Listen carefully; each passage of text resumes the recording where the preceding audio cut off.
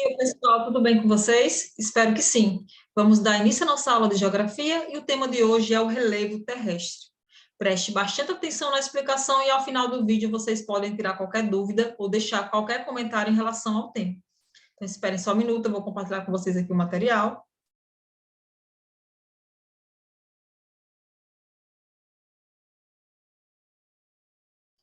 Vamos lá. O relevo terrestre. O que é relevo? É um conjunto constituído por elevações e relaxamentos ou rebaixamentos existentes na superfície da crosta terrestre.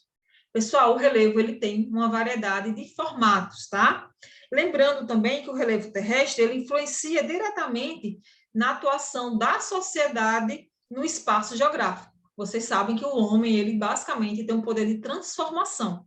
Apesar de que o relevo ele impõe algumas limitações, só que hoje nós temos técnicas de construção extremamente sofisticadas e avançadas que acabam possibilitando esse acesso a áreas, né, de relevo que não são estáveis. O relevo, ele tem aí 4 formas, tá? Montanhas, planaltos, planícies e depressões. A gente vai conhecer um pouquinho sobre cada um. Mas antes, observem essa imagem que mostra os 4 tipos de relevo. Temos o planalto, que tem uma elevação, mas o seu topo, ele tende a ser plano. A depressão, que ela tende a se formar em áreas próximas às áreas mais elevadas. Montanhas, que são áreas elevadas, mas o seu cume, o seu topo é pontiagudo.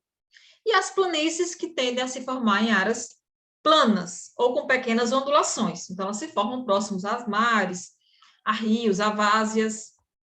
Vamos conhecer sobre cada uma a partir de agora. Planície é uma área baixa e relativamente plana, que apresenta uma grande extensão. Pessoal, são as áreas mais planas do relevo, mas pode ter ondulações, pequenas ondulações. É onde também ocorre o processo de deposição de sedimentos, tá, pessoal? Ela tem 3 tipos: planícies litorâneas ou costeiras, quando se formam próximos aos mares; planícies continentais, que já são, por exemplo, no interior do continente; e planícies de montanhas ou altiplanas, que se formam nas áreas mais elevadas, tá? Quando eu falo altiplano, são áreas elevadas, mas que o seu topo tende a ser o quê? Plano. Aqui abaixo nós temos uma imagem de uma área de planície. Observe que é uma área lisa, mas que pode conter pequenas ondulações. Planalto é uma forma de relevo relativamente elevada, delimitada por escarpas. Pessoal, nas escarpas a gente vai encontrar um desnível um pouco mais acentuada, tá? Ela lembra até um degrau de escada. Ou rampas, que são, basicamente, áreas mais lisas, né? Com desnível, sem ter uma deformação, tá? E com topo mais ou menos plano. Então, observem aqui o planalto, pessoal, aqui abaixo, é uma área mais elevada, mas o seu topo, ela tende aí, por exemplo, a ser plano. Mas também pode ter essas acentuações, tá? Em formato de escarpa ou em formato de rampa. No planalto, nós temos outras variações também. Temos os morros, as serras e as chapadas. Os morros são formas de relevo aonde o seu topo vai ser mais o quê? Arredondado, tá? E tem altitudes entre 300 e 900 metros. Então, aí tem uma elevação mediana. Serras são formas geralmente alongadas. Então, seu topo ela vai ter aí um alongamento, verticalmente falando, com fortes desníveis, cujas altitudes podem variar de 600 a 3.000 metros. Tá? Então, já tem uma elevação mais acentuada, né? E nós temos as chapadas. São formas com escarpas, como eu falei para vocês, que tem um desnível um pouco mais acentuado, que lembra um pouco um degrau de escada, e o topo tende a ser o quê? Plano, tá? Mais liso.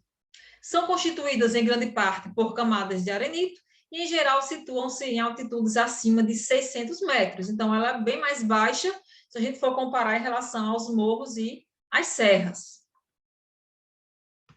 Montanha. São as formas de relevo terrestre que apresentam as maiores elevações, as maiores altitudes. Então, elas tendem, no seu topo, no seu cume, ser o quê? Pontiagudo, tá? Ser, vamos dizer, tem uma ponta, né? Vamos dizer assim. Na sua vertente, tem inclinações. E a base, que é a parte de baixo, é a mais larga. Vou mostrar para vocês aqui uma imagem que mostra claramente o formato de uma montanha. Então, observe que o cume e o topo tem de ser pontiagudo, tem uma ponta em cima. Basicamente, as suas vertentes aqui, ó, seus lados, tendem a ter um desnível, uma queda bem acentuada. E a sua base, que é a parte de baixo, ela tende a ser o quê? Larga, tá? Ela é mais larga, se eu for comparar, por exemplo, ao cume. Vamos voltar. Se originam a partir de movimentos internos. Então, as montanhas, elas tendem a se formar, pessoal, pelos agentes internos, né? Que pode ser a partir de erupções vulcânicas ou também a partir de abalos sísmicos, tá? As principais cadeias de montanhas ou cordilheiras são a Cordilheira dos Andes, na América Latina, que pega Argentina, Chile, Bolívia, Peru, pega também Equador, Colômbia, montanhas rochosas, que pega na América do Norte, que pega Canadá e Estados Unidos, Alpes, que fica na Europa, pega ali os Alpes suíços, e a Cordilheira do Himalaia, que fica no continente asiático, onde a gente encontra o ponto mais alto do planeta, que é o Monte Everest, que fica acima de 8.000 metros de altitude. Lembrando que as montanhas podem ser chamadas também de cadeias de montanhas ou de cordilheiras. Então, nós temos duas imagens aqui, pessoal. Essa primeira aqui fica nas montanhas rochosas, nos Estados Unidos ou no Canadá, na América do Norte, né? E essa aqui de baixo nós temos aqui a Cordilheira dos Andes, que fica na América Latina. Lembrando que é uma visão de cima, tá?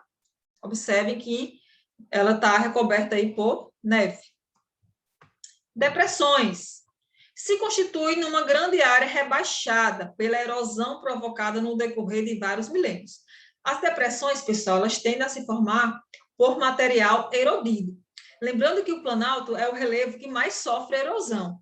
Sofre erosão pelos agentes externos, como a água da chuva, vento, sol e a neve. Então, aquele material erodido tende a ir para as áreas mais baixas. Então, as depressões, elas tendem a se formar nas áreas mais baixas, próximo às áreas mais elevadas, a partir desse material que foi erodido, que sofreu com o processo de erosão. Existem dois tipos de depressões absolutas e as relativas.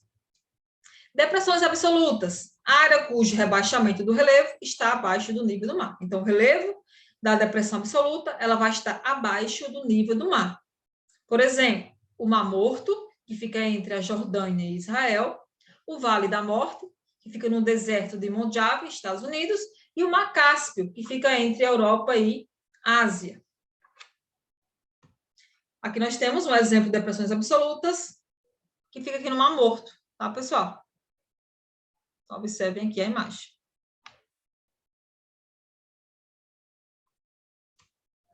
Depressões relativas. Áreas localizadas em altitudes mais baixas do que as terras que a circundam, porém acima do nível do mar. Então, a primeira coisa que precisa entender é que ela fica acima do nível do mar, diferentemente das depressões absolutas. E elas vão se formar, basicamente, próximo às áreas mais elevadas, as áreas de maior altitude, tá? Como, por exemplo, nós temos aqui a depressão da Amazônia Ocidental, nós temos a depressão sertaneja São Francisco.